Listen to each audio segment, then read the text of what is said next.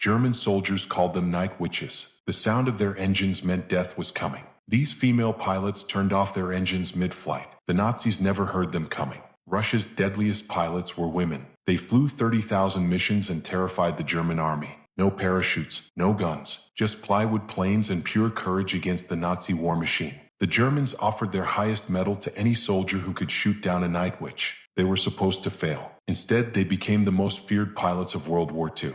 June 1941. Moscow is burning under German bombs.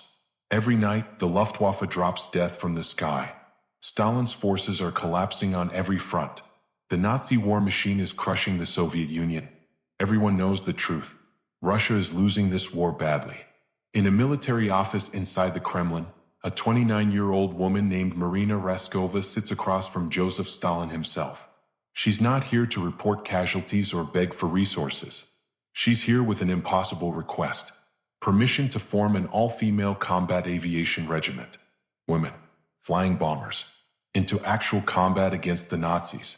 Stalin stares at her like she's lost her mind. Women flying combat missions? Dropping bombs on German positions? It's never been done. Not in Russia. Not anywhere in the world. But Marina Raskova isn't just any woman. She's already a hero of the Soviet Union, a legendary navigator and pilot, and she absolutely refuses to back down. She tells Stalin the brutal reality. Russia is desperate. Thousands of men die every day. They need every pilot they can find. And thousands of Soviet women already know how to fly. They want to fight for their country. Let them.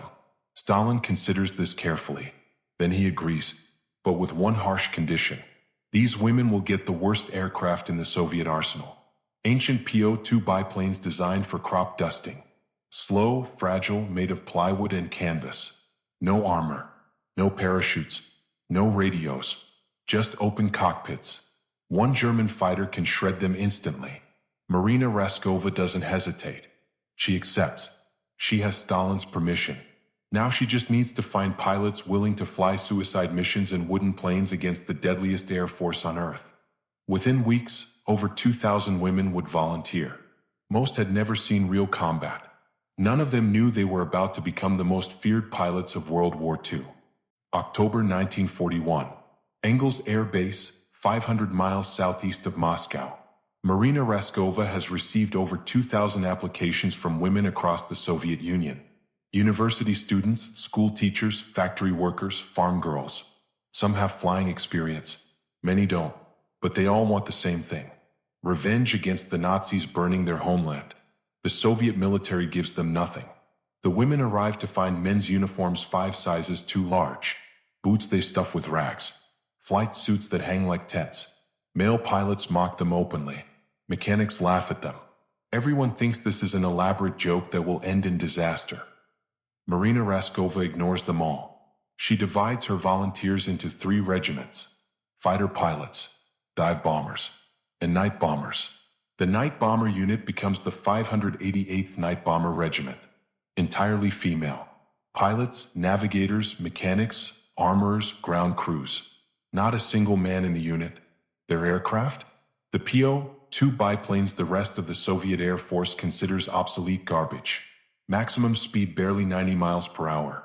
Open cockpits exposing pilots to brutal Russian winter winds. Made of wood frames and canvas fabric that burns like paper when hit. The women must carry bombs by hand and physically attach them to wings before each mission. They train through the brutal winter months, flying in total darkness, navigating by stars. Learning their planes are so slow that German fighters overshoot them. So fragile that one bullet tears through canvas. But they discover something crucial. When you cut the engine mid-flight, these planes become completely silent. And in war, silence means death for your enemy. In May 1942, they shipped to the front lines. The Germans were waiting with fighters and searchlights.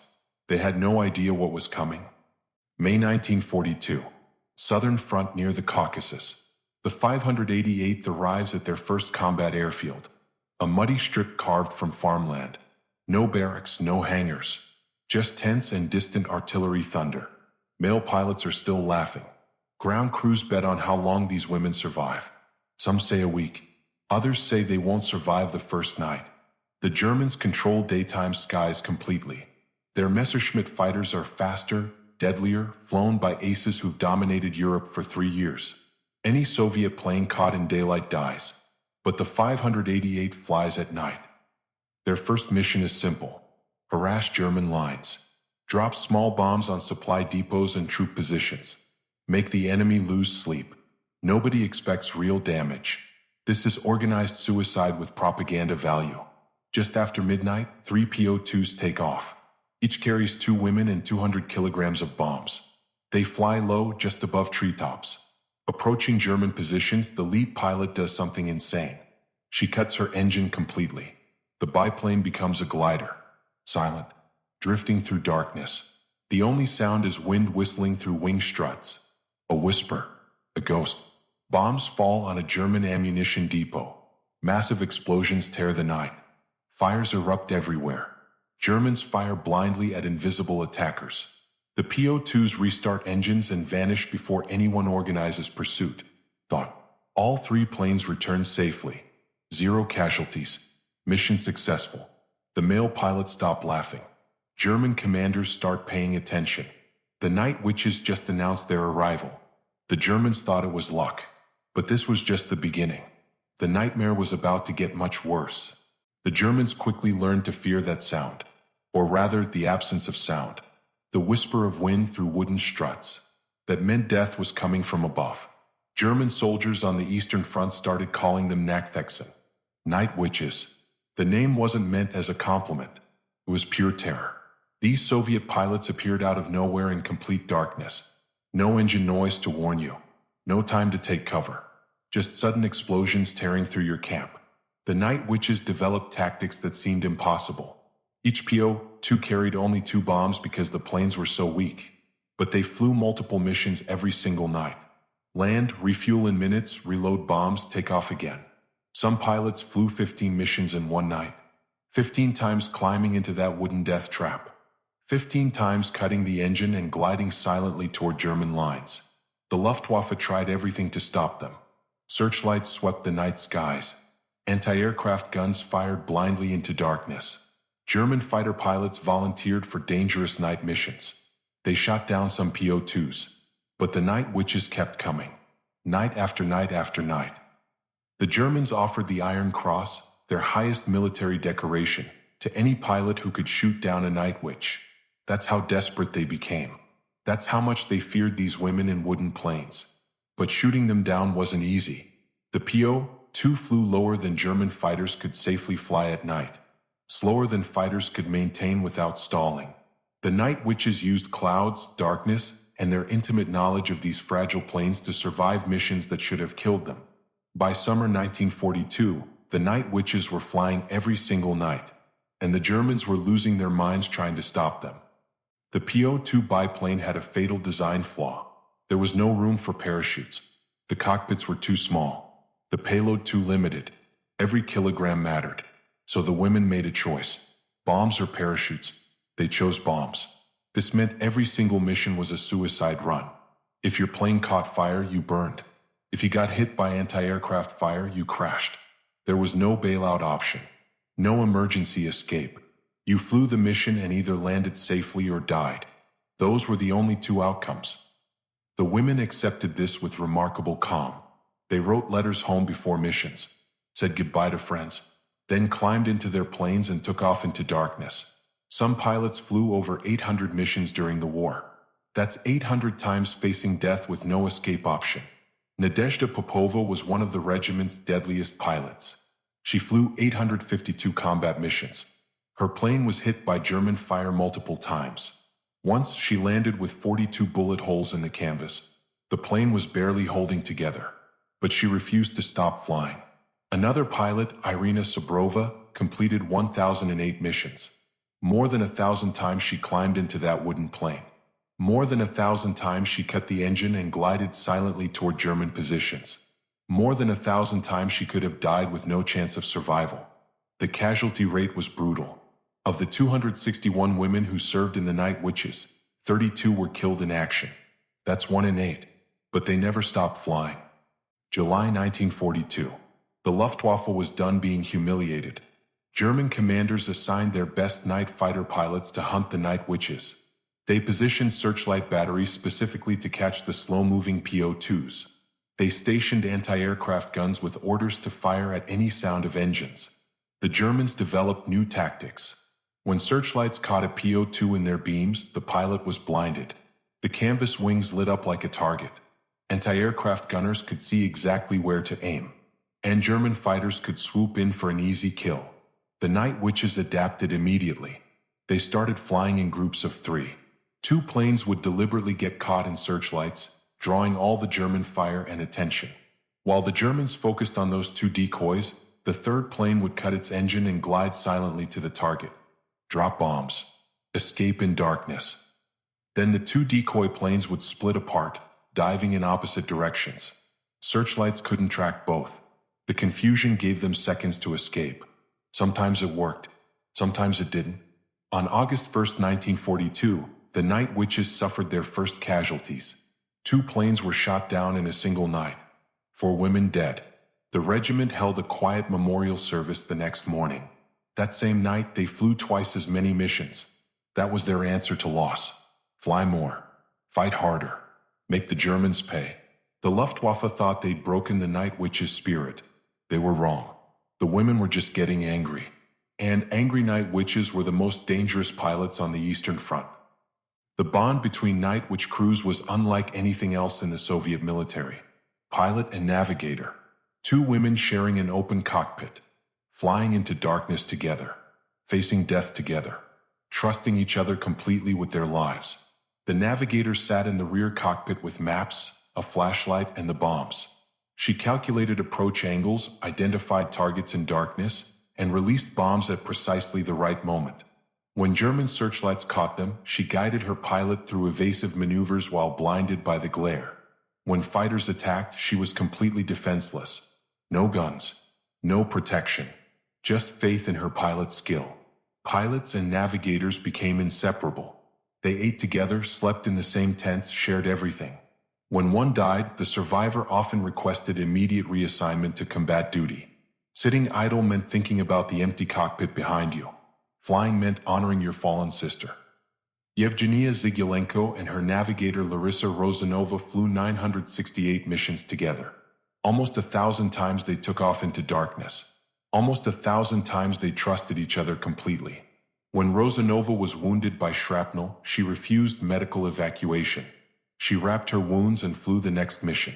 Because leaving meant abandoning her pilot. The male Soviet pilots initially mocked these relationships, called them emotional, weak.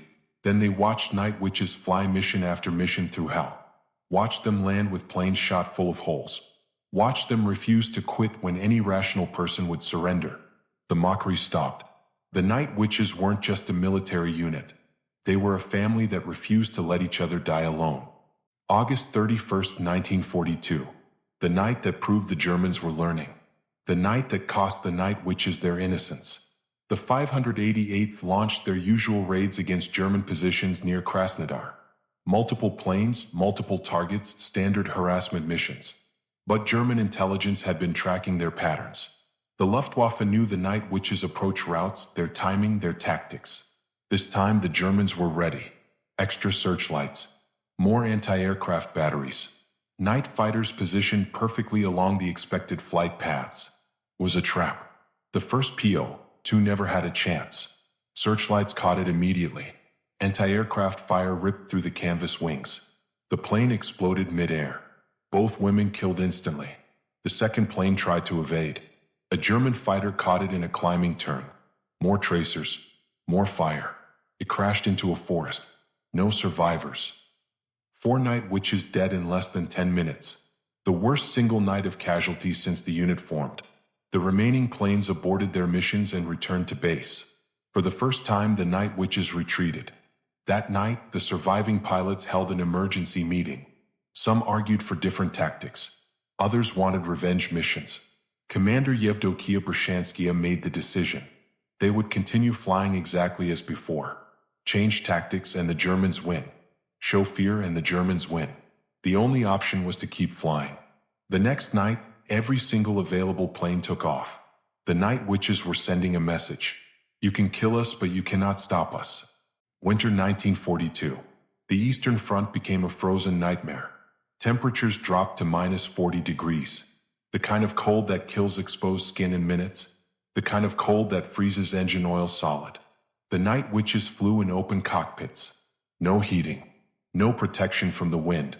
Just their flight suits and whatever extra clothing they could layer underneath. When they climbed to altitude, the cold became unbearable. Frostbite was guaranteed. The question was how severe. Pilots developed their own survival methods. They wrapped their faces in scarves, leaving only their eyes exposed. Navigators huddled in the rear cockpit, trying to read maps with frozen fingers. Some women stuffed newspapers under their flight suits for insulation. Others rubbed their hands with gasoline before missions to keep blood flowing. The planes themselves barely functioned. Engine oil turned to sludge. Mechanics had to heat engines with blowtorches before each flight. Canvas wings became stiff and brittle in the cold. Control surfaces froze. Landing gear ceased. Every takeoff was a gamble. But the night witches kept flying. German troops thought winter would ground these fragile planes. They were wrong. The women flew through blizzards, through ice storms, through conditions that grounded the entire Luftwaffe. When German soldiers saw PO2s overhead in the middle of winter storms, their morale cracked. If these women wouldn't quit in this hell, the Germans were fighting an enemy that couldn't be broken. The winter of 1942 killed more German soldiers through frostbite and exposure than through Soviet bullets. The night witches made sure they never slept safely in the cold. Nadezhda Popova was 19 years old when she joined the night witches. She would become the regiment's deadliest pilot, and the hardest to kill. Her first mission was terrifying. Her hands shook on the controls. Her navigator had to guide her through basic procedures. German searchlights caught them twice. Anti-aircraft fire came so close she could feel the shockwaves. But she completed the mission, dropped her bombs, made it home. By her 10th mission, she was calm. By her 50th, she was hunting Germans actively. By her 100th, she was taking risks that made her commander nervous. Popova flew lower than regulations allowed, closer to targets than was safe. She wanted to see the damage her bombs caused, wanted confirmation that Germans were dying. She was shot down multiple times. Once, her plane caught fire mid-mission. She landed it burning, climbed out while flames consumed the canvas, and immediately demanded another plane. She flew her next mission that same night with burns on her hands. Another time, anti-aircraft fire hit her engine. The propeller shredded. She glided 15 miles back to base in darkness with no power. Landed perfectly. Mechanics counted 42 bullet holes in her plane. She named it Lucky and refused to fly any other aircraft. By war's end, Nadezhda Popova had flown 852 combat missions. She had dropped 200,000 pounds of bombs on German positions. And she had survived every single mission. The Germans put a price on her head specifically. Any pilot who shot down Popova would receive the Iron Cross and immediate promotion. Nobody ever collected. September 1942. The Battle of Stalingrad began. The most brutal urban combat in human history. 2 million soldiers fighting over every street, every building, every room. The city burned for months, and the night witches flew over it every single night. Stalingrad was different from previous missions. The front lines weren't clearly marked.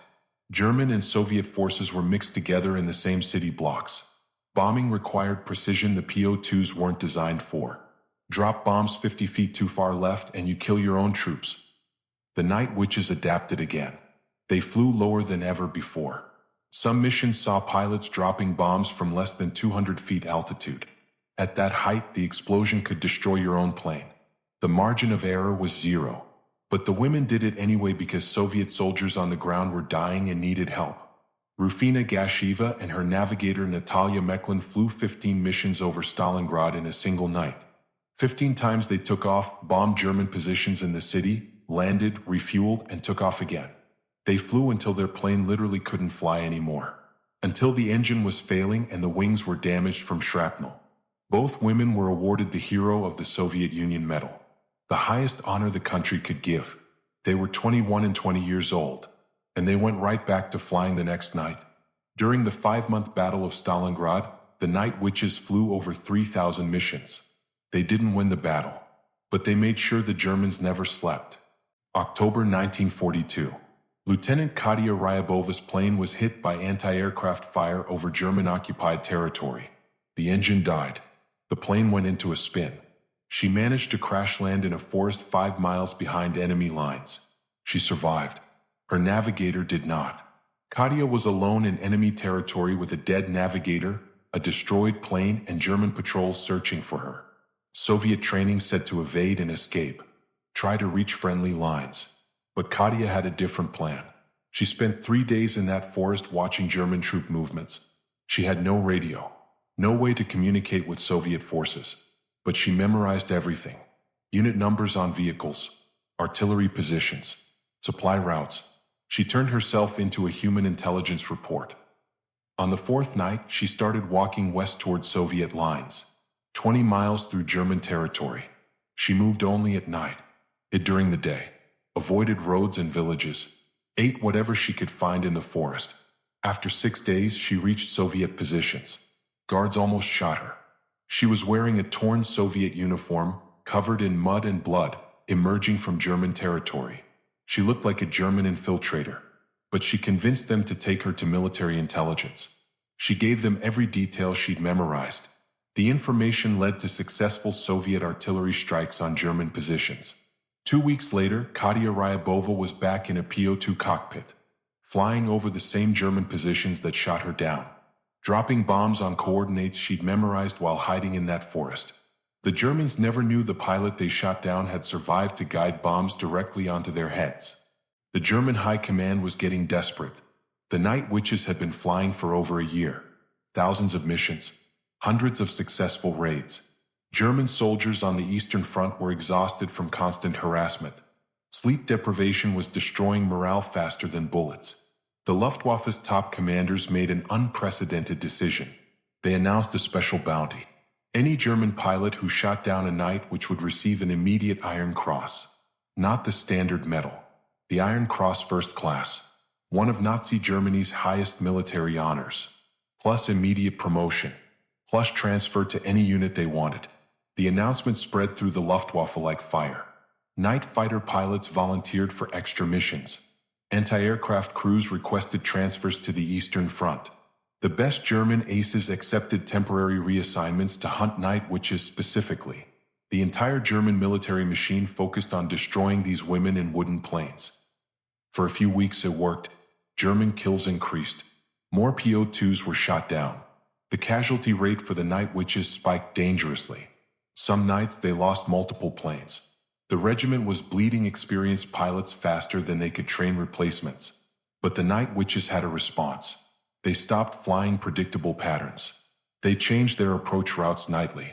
They flew in worse weather when German fighters couldn't operate. They became ghosts again. Unpredictable. Untraceable. Unkillable. The Iron Cross bounty remained active until the end of the war. Hundreds of German pilots tried to claim it. Most failed. Many died trying. Zhenya Rudneva was 17 years old when she joined the Night Witches. Officially, the minimum age was 18. She lied on her application. By the time anyone discovered the truth, she'd already completed 50 combat missions. Nobody had the heart to ground her. Zhenya was a brilliant navigator. She could calculate bombing approaches in her head faster than most navigators could do with charts and instruments. She could identify landmarks in total darkness that other navigators missed. Her pilots trusted her completely. When Zhenya said drop the bombs, you dropped the bombs. She was never wrong. But she was still 17. Still a teenager flying suicide missions every night. She wrote letters home to her mother lying about where she was. Said she was training in a safe area far from combat. Her mother discovered the truth only after Zhenya had been flying combat missions for 8 months. Zhenya kept a diary. Not about combat. About normal teenage things. Boys she liked. Books she was reading. Dreams about college after the war. She wrote about wanting to study astronomy. About wanting to see peacetime stars without fear of searchlights and tracers. She flew 645 missions before her luck ran out. April 1944. Her plane was hit by anti-aircraft fire over Crimea. It exploded mid-air. Zhenya Rudneva was 19 years old. She was posthumously awarded Hero of the Soviet Union. An asteroid was later named after her. Asteroid 1907 Rudneva. A teenager who navigated through hell got a star named in her honor. She never got to study astronomy, but the stars remember her anyway. Summer 1943. The tide of the war was turning. After the German defeat at Stalingrad, the Wehrmacht was retreating across the Eastern Front. The night witches pursued them relentlessly. Every night, every German position. No mercy, no rest. The Germans tried to establish new defensive lines. The night witches bombed them before they could dig in. The Germans tried to retreat under cover of darkness. The night witches lit up their convoys with flares and bombs. The Germans tried to resupply their collapsing front lines. The night witches destroyed their supply depots. Soviet High Command finally recognized what these women had accomplished. The 588th Night Bomber Regiment was officially redesignated as the 46th Guards Night Bomber Aviation Regiment. The Guards designation was the highest honor a Soviet unit could receive. It meant elite status. It meant the unit had proven itself in sustained combat. It meant the Soviet military finally respected them as equals. The women didn't care about titles. They cared about missions, and they kept flying. But the redesignation changed how other Soviet units treated them. Male pilots stopped making jokes. Ground crews prioritized their maintenance requests. Supply officers gave them first choice of equipment. The night witches had earned their place through blood and fire. By the end of 1943, the original 261 women who'd formed the regiment had flown over 10,000 combat missions. They dropped over 3,000 tons of bombs on German positions. And they'd done it in planes the rest of the Soviet military considered worthless. The Germans were retreating, and the night witches were hunting them all the way back to Berlin. By 1944, the night witches had been fighting for 3 years straight. 3 years of flying every single night. 3 years of watching friends die. 3 years of facing death with no parachutes and no second chances. The psychological toll was devastating. Some pilots developed what Soviet doctors called battle fatigue. Today we call it PTSD. They'd freeze during missions, experience panic attacks at the sound of aircraft engines, wake up screaming from nightmares about burning planes. The Soviet military had no mental health support, no counseling, no treatment, just orders to keep flying. Most women hid their symptoms. Showing weakness meant being grounded. Being grounded meant your friends flew missions without you. Watching from the ground while your sisters risked death felt worse than facing death yourself. So they suffered silently, flew their missions, pretended everything was fine. The physical toll was equally brutal. Constant exposure to freezing temperatures caused chronic frostbite. Many women lost toes or fingers to cold injuries. Repeated explosions damaged hearing permanently.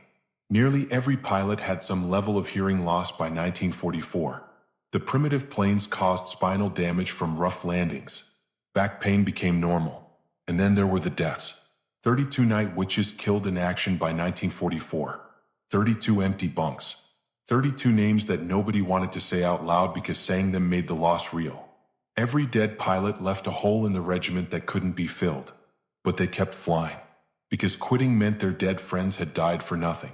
And that was unacceptable. Spring 1944. The Soviet army was liberating occupied territories. Towns and villages that had suffered under Nazi occupation for 3 years.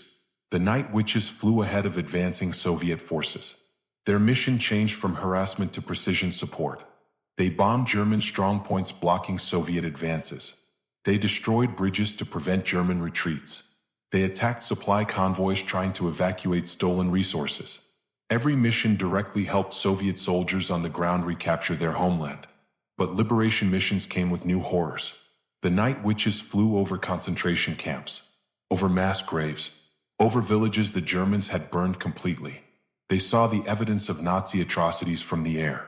Entire towns erased, populations massacred. The scope of German war crimes became impossible to ignore. This changed something in the women. Earlier missions had been about defending Russia. These missions became about revenge, about making the Germans pay for every murdered civilian, about ensuring Nazi soldiers never made it home to their families. The night witches stopped seeing Germans as soldiers. They saw them as murderers who deserved death. The missions became more aggressive, more dangerous. The women took risks they'd avoided before. They flew lower, attacked harder targets, accepted higher casualties, because every German killed was justice. Every German position destroyed was one step closer to ending the nightmare. Soviet soldiers advancing through liberated territories would find German positions completely destroyed, bombed so thoroughly that nothing remained. That was the Night Witch's signature. They weren't just fighting a war anymore. They were delivering justice from the sky. 1945, the final year of the war. The Soviet army was pushing into Germany itself. The Night Witches followed, flying over German territory, bombing German cities, bringing the war home to the people who'd started it. German civilians heard the same whisper of wind through wooden struts that had terrified German soldiers for 3 years. They learned what it felt like to have death arrive silently from darkness. They experienced the terror of sudden explosions with no warning. The Night Witches showed no mercy to German territory. This was payback for Moscow, Leningrad, Stalingrad, and every Soviet city the Luftwaffe had bombed. The missions became easier in some ways. German air defenses were collapsing. The Luftwaffe was running out of fuel and experienced pilots. Anti-aircraft ammunition was scarce. The Night Witches could fly missions with fewer losses, but they still flew in the same ancient PO-2 biplanes, still had no parachutes, still faced death every night. By April 1945, Soviet forces were approaching Berlin. The Night Witches flew some of their last combat missions over the German capital. They bombed German positions defending the city. They attacked retreating Wehrmacht units. They flew until the very end. May 2, 1945. Berlin fell. The war in Europe ended. The Night Witches had flown their final combat mission. In total, the regiment had completed 23,672 combat missions, dropped over 23,000 tons of bombs, flew approximately 28,676 sorties. And they'd done it all in planes that weren't supposed to survive a single mission. The Night Witches had started the war as a joke. They ended it as legends. June 24, 1945. Moscow held a massive victory parade. Thousands of Soviet soldiers marching through Red Square. Tanks rolling past the Kremlin. Aircraft flying overhead in formation. The entire Soviet military celebrated their victory over Nazi Germany. The Night Witches were invited to participate. They would fly over Red Square in their PO-2 biplanes during the parade. It should have been their greatest moment of glory, recognition for everything they'd sacrificed. But then Soviet High Command changed the plan. The PO-2 biplanes were too slow. They would disrupt the timing of the aerial display. They would look primitive compared to modern Soviet fighters and bombers. They would embarrass the Soviet military in front of international observers. So the Night Witches were quietly removed from the victory parade. The women watched from the ground as male pilots flew overhead in modern aircraft, watched as tank crews and infantry units marched past receiving applause. The soldiers who'd mocked them in 1941 were now being celebrated as heroes. The Night Witches, who'd flown 23,672 combat missions in wooden planes, weren't allowed to participate because their planes looked bad. This was the Soviet military's final insult. After 3 years of using these women as expendable assets, after watching 32 of them die in combat, after accepting their sacrifices night after night, the Soviet High Command decided they weren't good enough for the victory parade. The Night Witches went home without recognition, without celebration, without acknowledgement of what they'd accomplished. The war ended. The Night Witches returned to civilian life and discovered that nobody wanted to hear their stories. Soviet society in 1945 expected women to return to traditional roles. Get married, have children, forget about the war. Talking about combat experiences was considered unladylike, bragging, making men uncomfortable. Many Night Witches struggled to readjust.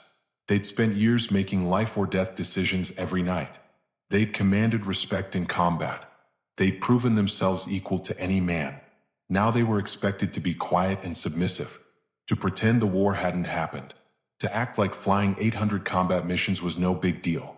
Some women managed to continue flying. The Soviet Air Force kept a few female pilots on active duty, but most Night Witches were forced out. Their combat experience meant nothing in peacetime. Airlines wouldn't hire them. Flight schools wouldn't accept them as instructors. Their years of service were reduced to footnotes in official histories. Nadezhda Popova, who'd flown 852 combat missions, became a flight instructor at a small aviation club. Irina Sabrova, who'd flown over 1,000 missions, worked as a civil aviation pilot. But they rarely talked about their night witch service. People didn't want to hear it. For decades, the night witches remained largely forgotten. Soviet history books mentioned them briefly. Western historians ignored them completely. The women who terrified the German army were erased from popular memory. It wasn't until the 1980s that researchers began documenting their stories seriously. The night witches survived the war, but history almost killed them anyway. After the war, Allied interrogators interviewed thousands of German soldiers about their experiences on the Eastern Front. When asked what they feared most, many gave the same answer. The night witches. Not Soviet tanks. Not Katyusha rockets. Not even the brutal Russian winter. The thing that broke their morale was women in wooden planes. German soldiers described the psychological torture. You're exhausted from fighting all day. Finally night comes. You can rest. Then you hear it. That soft whisper of wind through wooden struts. You know what's coming. Bombs. Explosions. But you can't see the planes. Can't hear engines. Can't predict where they'll strike. Some German units reported that soldiers refused to sleep at night. They'd stay awake in trenches, staring at the sky, waiting for the inevitable attack. Sleep deprivation destroyed combat effectiveness faster than bullets. Men hallucinated, made mistakes, broke down mentally, all because of wooden biplanes flown by women they'd been told were inferior. One German officer captured in 1944 told interrogators that he'd rather face an entire Soviet tank division than spend another night under attack by the night witches. Tanks you could fight. You could see them coming. You could shoot back. But the night witches? They were ghosts. Invisible. Unstoppable. Everywhere and nowhere. The German military had prepared for conventional warfare. They trained for tank battles and infantry assaults. Nobody had prepared them for psychological warfare conducted by women in antique planes who refused to quit. The night witches didn't win the war alone, but they broke German morale one sleepless night at a time. 23 night witches received the Hero of the Soviet Union Medal, the highest military honor. But this recognition came with a bitter reality. Many deserving women received nothing. Pilots who'd flown hundreds of missions were ignored. Navigators who'd guided planes through hell got no recognition. Mechanics who'd kept ancient planes flying received no medals. Soviet military politics played a role. Stalin preferred awarding medals to officers rather than enlisted personnel. He wanted heroes who looked good in propaganda photos. Young, attractive women who fit Soviet ideals. Older women or those who didn't photograph well were overlooked. Combat records mattered less than appearance. Some night witches were denied hero status because they'd been captured by Germans and later escaped. Soviet doctrine considered capture as evidence of cowardice regardless of circumstances. Women who'd survived German prison camps and returned to combat were treated with suspicion instead of honor. Others were denied recognition because of their families. If your parents had been labeled enemies of the state during Stalin's purges, you couldn't receive top medals regardless of your combat record. Political reliability mattered more than bravery. The women who received Hero of the Soviet Union medals deserved them absolutely. But so did dozens of others who were ignored. The official count of 23 heroes doesn't reflect the true number of heroic women in that regiment. It reflects Soviet politics and Stalin's paranoia more than actual combat performance. History remembers the 23 heroes. But 261 women earned the right to be called night witches. Every single one of them was a hero. 1975, 30 years after the war ended. The surviving night witches held their first major reunion in Moscow. Women who hadn't seen each other in decades came from across the Soviet Union. Pilots, navigators, mechanics, ground crew, everyone who'd served in the 588th. They were older now, in their 50s and 60s. Grandmothers, teachers, engineers, factory workers. But when they saw each other, they were young again. Back in those wooden planes. Back in that war. The stories poured out. Things they'd never told their husbands or children. Missions that still gave them nightmares. Friends who died 30 years ago but felt like yesterday. They cried together. Laughed together. Remembered together. For the first time in decades, they could talk to people who understood what they'd experienced. One navigator brought photographs from the war, black and white images of young women standing beside their planes, smiling despite everything. The women passed the photos around, pointing at faces, remembering names. Some faces in those photos were present at the reunion. Others had died in combat or passed away in the years since. They visited the graves of fallen night witches buried in Moscow, placed flowers, stood in silence. The survivors felt guilty being alive when 32 others hadn't made it home. Survivors' guilt doesn't fade with time. It just becomes something you carry forever. That reunion became an annual tradition. Every year until the last night witch died, they gathered to remember their sisters.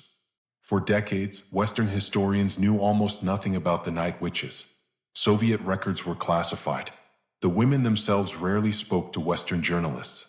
Cold War tensions meant Soviet military history stayed secret. The night witches remained unknown outside Russia. That changed in the 1980s. Western researchers gained access to Soviet archives. They discovered documents about the 588th Night Bomber Regiment, mission reports, casualty lists, awards records. The full scope of what these women had accomplished became clear for the first time. Western aviation experts were stunned. These women had flown 23,672 combat missions in planes that shouldn't have survived a single night. They'd operated under conditions that would have grounded any Western Air Force. They'd achieved results that seemed impossible, and almost nobody in the West had ever heard of them. Books started appearing, first in Russian, then translated to English and other languages. Documentaries were produced. Historians interviewed surviving night witches before they died. Their stories were finally being preserved for future generations. The revelation shocked many Western audiences. The dominant World War II narrative had focused on American, British, and German forces. The Soviet contribution was acknowledged but not detailed. And female combat pilots? That wasn't part of the story at all. The night witches challenged Western assumptions about women in combat, about Soviet military capabilities, about what was possible in warfare. The night witches had been fighting in darkness for 40 years after the war ended. Finally, someone turned on the lights. Nadezhda Popova lived until 2013. She was 91 years old, the last of the original night witches to die.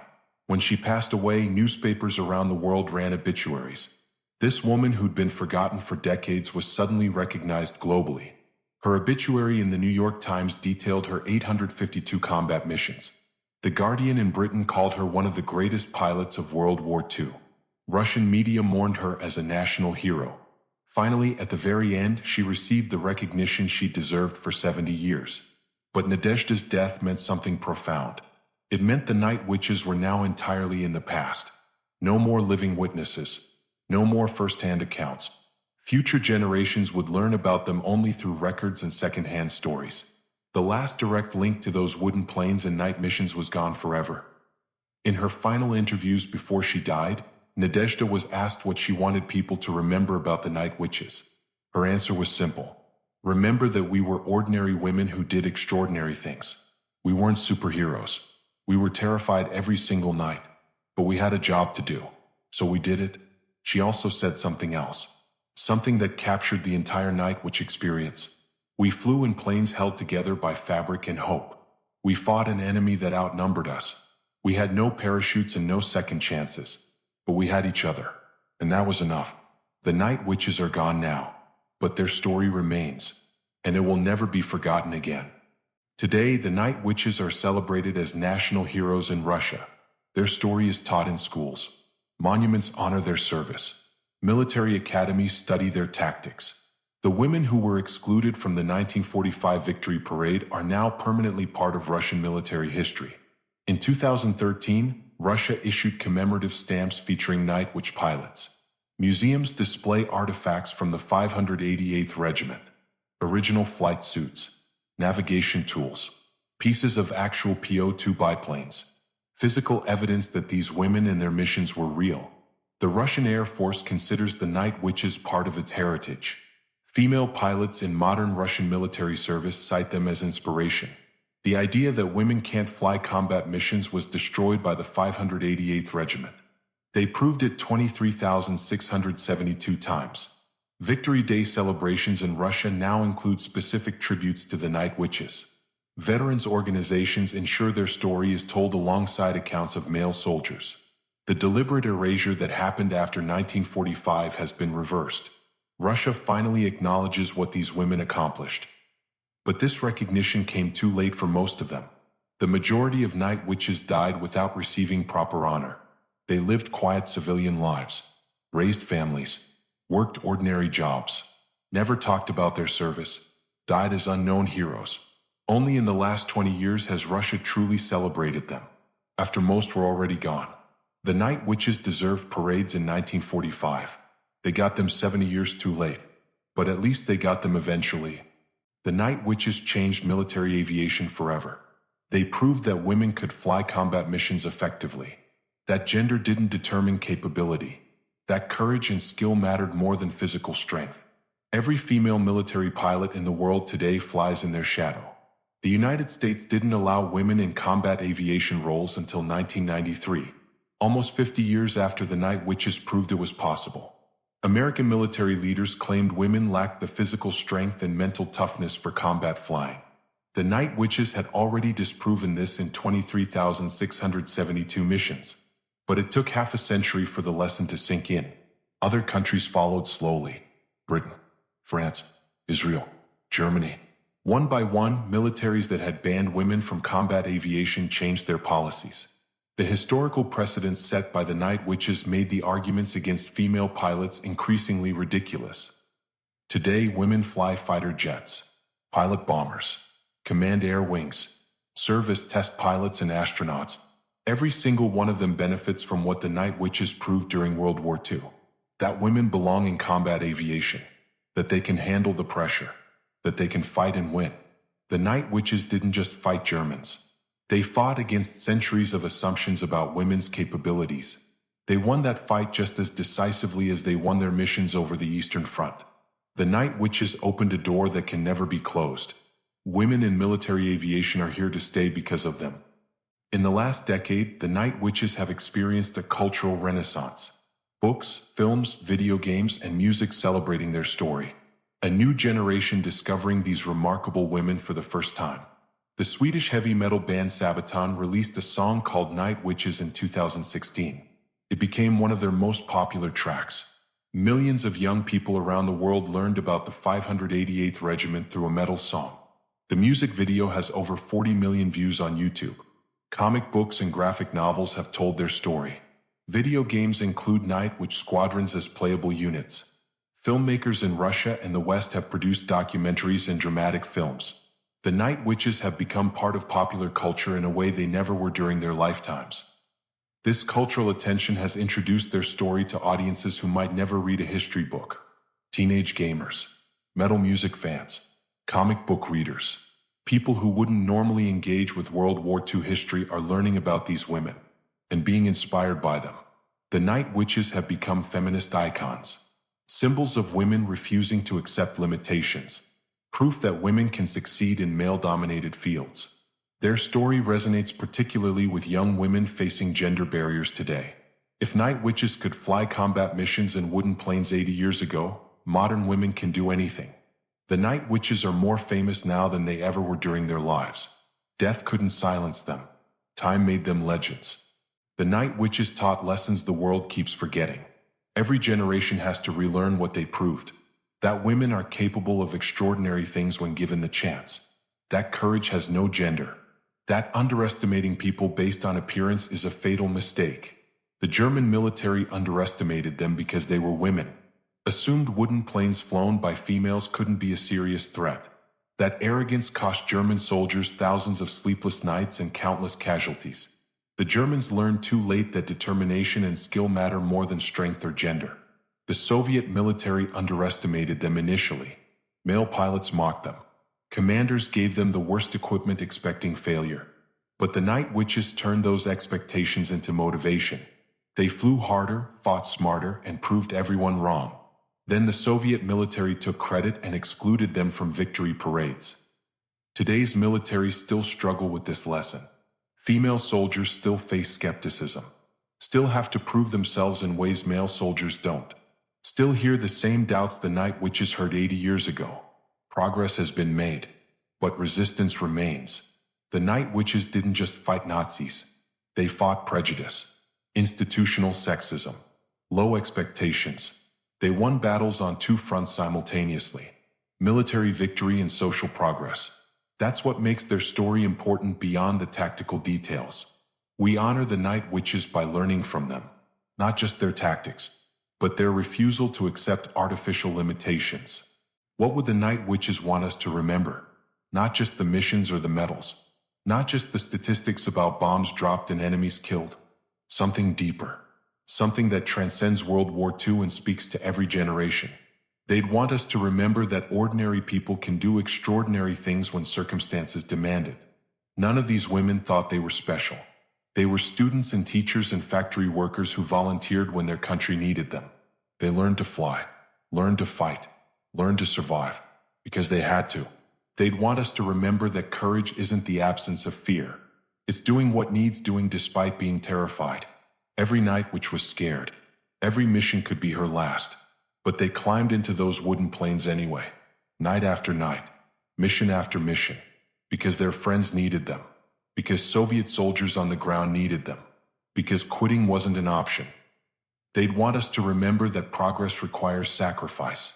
Female pilots today fly because night witches died proving it was possible. Every advancement in gender equality came because someone refused to accept limitations. Someone fought. Someone sacrificed. Someone showed the world what was possible.